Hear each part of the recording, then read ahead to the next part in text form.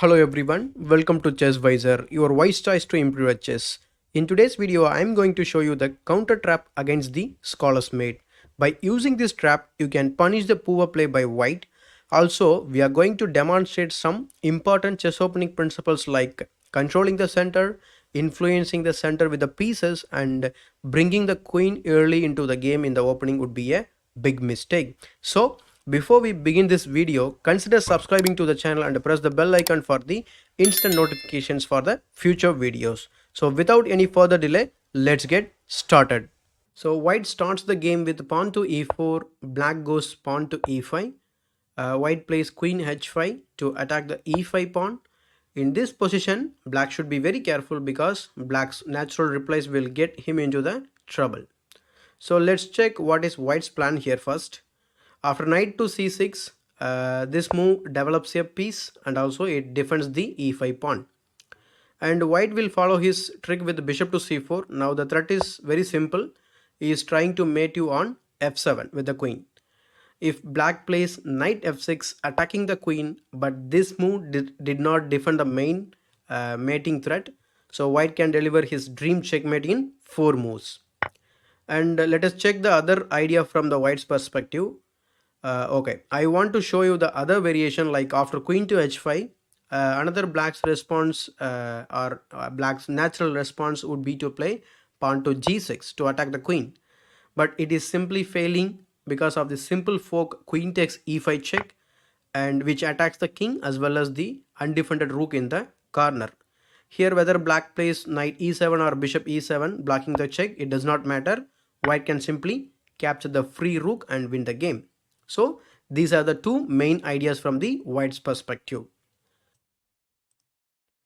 Now it's our turn to punish this play. Let's go back to queen h5. From here, black should defend that pawn with knight c6. White will play bishop to c4 to execute his dream idea. But after bishop to c4, we are going to tickle the queen by g6. And she is going to drop back to f3. Okay. And from there, actually, white is renewing the checkmate threat on f7. Now you are going to play knight f6. This move does two things. One is it's defending against the mate and also develops the piece from the back rank. Now white will think, okay, you are putting the piece in between. Why don't I remove that piece? So he will try to play pawn to g4. Okay. Uh, if you don't stop this pawn or produce a very strong counter attack for this cheap idea, you will lose the game immediately. For the explanation purpose, let's say black plays bishop g7. Now white will push the pawn forward to g5, attack your knight. Once the knight goes away, he is going to accomplish what he wanted from the beginning. But when he plays pawn to g4, we are not going to fall for the cheap trap again. So rather we are going to make the counter attack against the white's queen. So before we learn that counter attack, if you are new here, please consider subscribing to the channel and press the bell icon for the instant notifications for the future videos. And if you are interested in learning the chess tricks and traps, please check the I button above and the description for the previous videos from the channel. Okay, so we are going to check few lines from black. After pawn to g4, we are going to attack the bishop with pawn to d5. With this move, we have opened our light square bishop's diagonal and unleashed the discovery on g4 pawn. So after e takes d5, we can play knight to d5 attacking the queen. If white wants to defend c2, he must play queen d1. Now black can pounce on white starting with the bishop captures g4. Now there is no escape square for the queen, so he must block this diagonal with the bishop or knight or even the pawn. Let's say he plays bishop e2. Black can capture the d5 pawn and attack the rook in the corner. If bishop takes bishop and then queen takes the uh, rook, and white is completely lost in this position. Let's say he blacks with a knight. Then it's your time to finish the game in next two moves. I hope you found this move, that is knight f3 check. After king f1, bishop h3 is a cool checkmate. Let's go back and check the other possibilities. In this position, if not pawn to g4, white could try queen b3. This is the most commonly played move in this position after we defend against the mate. Okay, so after queen b3, forming a small battery thing, now black can play.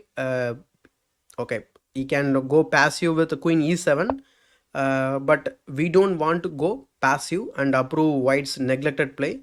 So we are going to chase the queen, which violated the chess opening principles. So we are going to play knight to d4, attacking the queen, and we are completely ignoring the threat of capturing f7 with this bishop. If captures on like for example, if you capture on f7, it is not a big problem for us because you are going to play king e7. But after king e7, the threat on the queen and the c2 is remain same, and in addition to that, the bishop is also hanging. Now white queen has so many responsibilities, like it is overloaded now. She has to defend the c2, she has to defend f7, and she has to defend herself. Okay, so let's say he tries queen to c4, which addresses everything temporarily, but we are going to chase the queen away with the pawn to b5.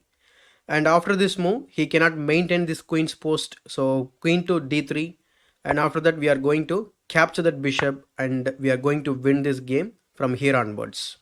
And another variation after knight to d4 is to play queen c3. After this, you can simply capture that e pawn and harass the queen. Another try is to play pawn to d5. After pawn takes pawn, we are going to play bishop f5, attacking c2 for the second time. If bishop to b3, knight takes pawn, and we are better. And other options for white, I think he can play knight f3. We can land on c2, forking the king and the rook, and we are better and we are completely winning. If white blocks this diagonal with a d3 pawn, we can play this nice tactical idea, that is decoying the queen. So after queen takes the bishop, and we can simply land on c2 with the royal family fork. And here, after this, white can do two things. One is to resign, and the second one is to learn some opening principles. So please try these tricks and traps against the scholar's mate, and don't forget to like this video, leave your thoughts, ideas and suggestions in the comment section below, and please support by subscribing to the channel and press the bell icon to get the instant notifications for the future videos. And thanks very much for watching the video till the end. If you are interested in some other chess tricks and traps, you can check the England Gambit and chess tricks playlist. Both are available on the screen right now.